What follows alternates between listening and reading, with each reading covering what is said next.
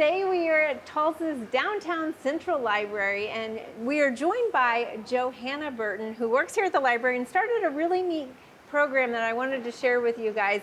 It is a seed library that you have here to offer. Yes. Tell us a little bit about that, how it got started. Well, it started in 2014. There was a news story about some libraries around the country starting to have seed libraries.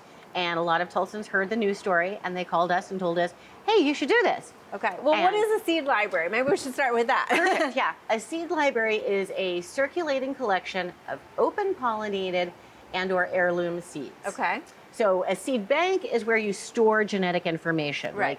Like in Svalbard, where it's like a safe, you know? For safekeeping. Whereas a seed library, we circulate the seeds, and ideally, in fact, if you save the seeds that grow best in your yard, over a few generations, we can actually develop varieties that are uniquely suited to Tulsa, right, and to the very challenging growing conditions that we sometimes have here. Absolutely, and of course seeds don't last forever, so it's kind of beneficial that they get used and then they get brought back. So tell us a little bit about what selections you have, the variety that you offer here. Well, right now we have about between 200 and 300 varieties we've had this year.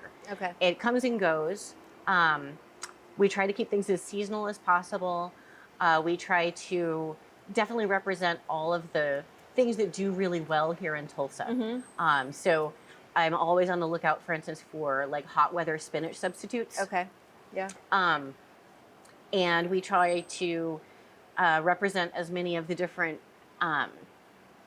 food cultures as we have here in Tulsa. I try to make sure that there's Latinx seeds and there's Asian American seeds and seeds of different plants that make Tulsa such a welcoming and inclusive place. Right, yeah, because I mean, it might be something that I'm used to, but if you've moved here, it might not be something that you're used to. So. Exactly. Awesome. Exactly. Well, and going back to, it developed in 2014, and it was one of the first ones, right, to kind of get established, but there's a lot more now. Yes, now there are hundreds across the country.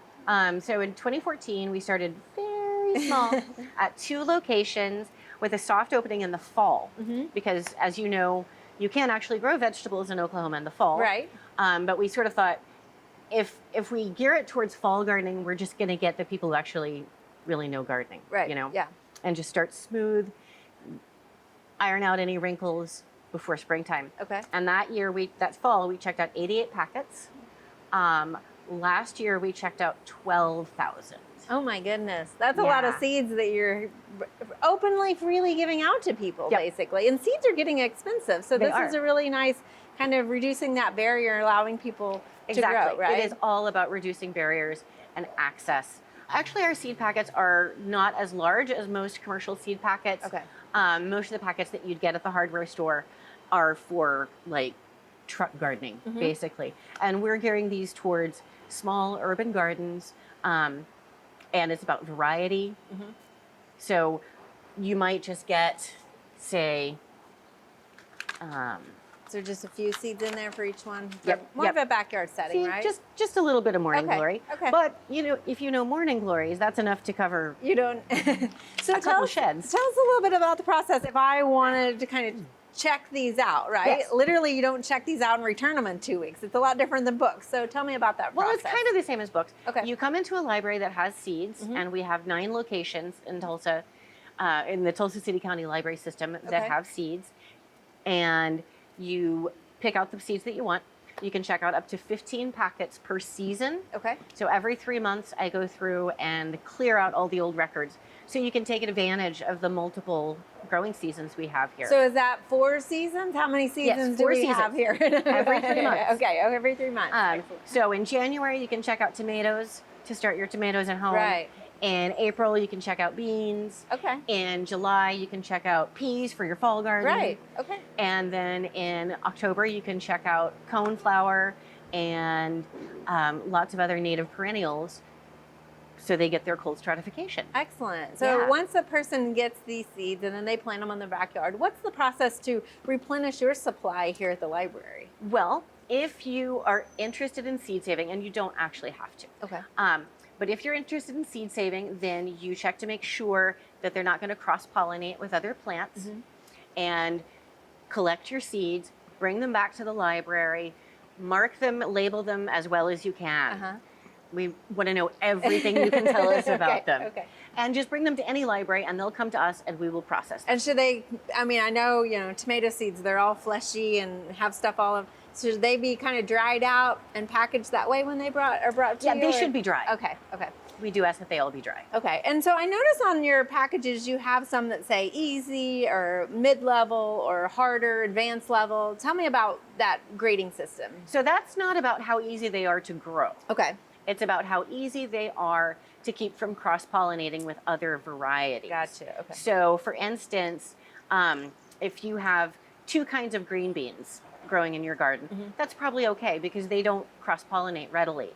But if you have morning glories in your garden and someone down the street has morning glories, there's a really good chance those are going to cross-pollinate. Okay. Which is not necessarily a bad thing. It just means that the seeds those produce are going to be kind of wild cards. Okay. So looking at the picture, it might not look exactly like that on that morning glory. Not going to be that pretty purple. Okay, all right. So what about resources for somebody who maybe has never saved seeds before? So all the packets come with a very basic seed saving instruction, just a sort of general all-purpose seed saving. We also offer a lot of materials on our website and a number of books about seed saving. The thing is, every seed is different. Yeah. And there's so many plants in the world. I can't give you specific directions for every specific plant. Right. We are working on a repackaging. So when you come into the library, they may not look like these envelopes we're showing you today. Okay. To streamline that process. And we're also working on getting a little bit more seed saving information on each packet. Oh, okay. You know, we are totally making this up as we go along.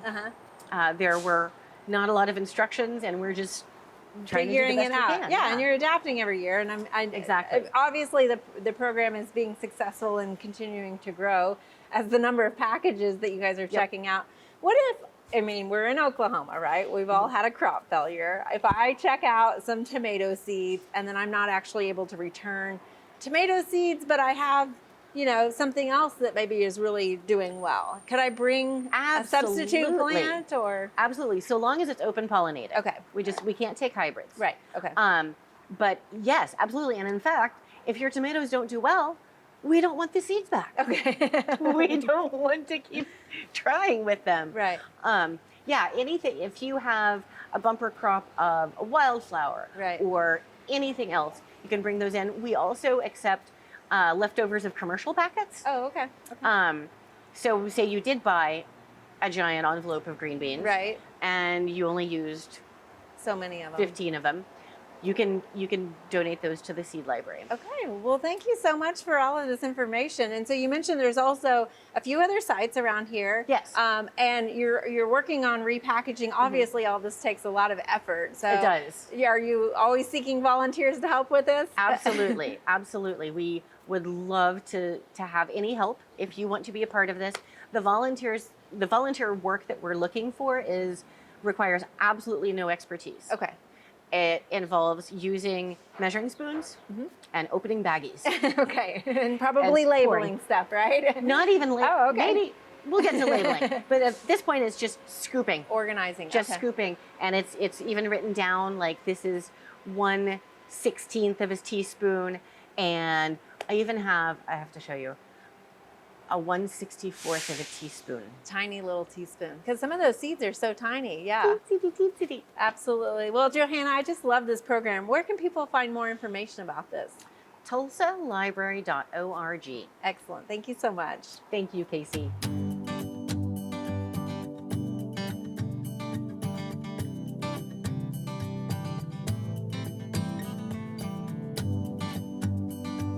We hope you enjoyed this video as part of our Oklahoma Gardening YouTube channel.